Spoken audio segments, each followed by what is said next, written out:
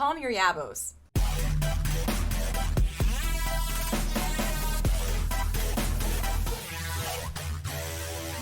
Hello. Hi. Welcome back to my channel. I am Des Roulette, and today's video is going to be a little bit different because Hocus Pocus 2 just came out. And let me tell y'all, people are big mad about this movie.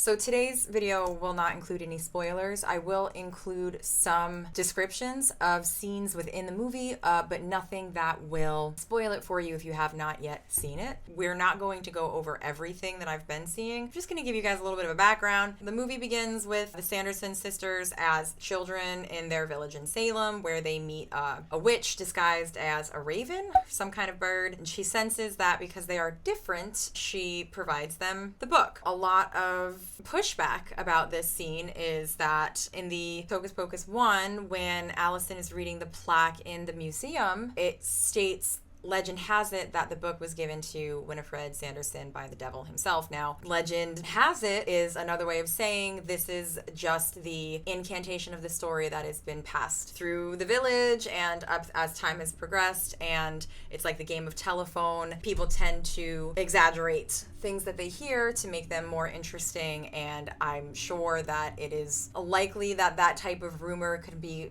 could fly around a town without being entirely accurate, or this raven witch is disguised as a witch, but in actuality is the devil. But again, in the first movie, when they meet the couple in the house they are trick-or-treating at, and the husband is dressed as the devil, they greet him as master. So that kind of indicates that they don't actually know the devil's true form. Anyhow, there's some good comedy payoffs right from the opening of the film. The characteristics of the children actors are pretty spot on. I mean, it's campy, it's a little over the top, but it's funny. And some other complaints I'm seeing is that the characteristics of these child actors are over exaggerated and they're too wacky and they're almost trying too hard with the mannerisms. So the child actors that are portraying the Sanderson sisters are trying to mimic their mannerisms, mimic their manner of speech, obviously, and it is very exaggerated and very dramatic. But again, these are children, and children tend to be exaggerated and dramatic. That nitpick to me doesn't even necessarily deserve justifying it with a response. I love camp. I love campy movies, goofy movies, silly movies. I love movies that are not even good. And this movie was still better than a typical turd. Fast forward after that opening scene to modern day Salem, we meet a new group. This is the cast that is going to move forward into the storyline. It's mentioned that it is the birthday of one of these two main girls, and they have some kind of ritual that they like to carry out traditionally every year, as they appear to believe in the occult in an innocent way, as kids do, I guess. So they head down to the local spell shop in town. It becomes pretty clear shortly after the girls come in that they are friendly with the owner of the shop and that they shop there often. When, after he gives his spiel to the children about the legend of the Sanderson sisters, he greets the girls and gifts Izzy, the birthday girl, with an ugly candle and suggests that it's been charged with magic and that she should use it for her annual birthday ritual. So to not give too much away, essentially the witches end up getting summoned during this ritual accidentally by the girls, and that's when our three familiar Sanderson sisters pop up. Now, this part I will say was extremely cringy, and I agree with those that were not fans of this movie that have said the singing scene, it's so bizarre. Once the witches are materialized, they jump into the screen and start singing, and it's not like a song we know. It's like a song that was written for the movie that is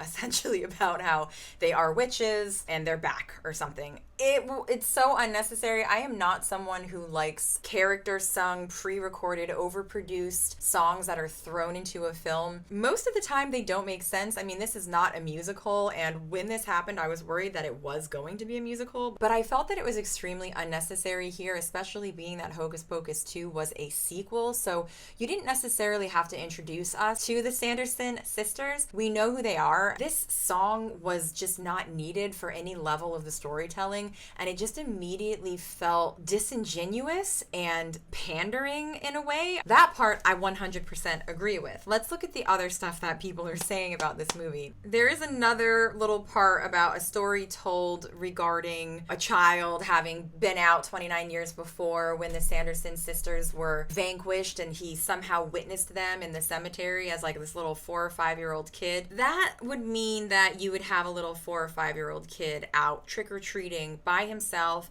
around 5 o'clock in the morning on November 1st with his trick-or-treating bag, looking for more houses to trick-or-treat at, like at 5 in the morning. Now, a lot of the more nitpicky things that I saw, a lot of people say they didn't like the makeup. They thought that the set design was cheap.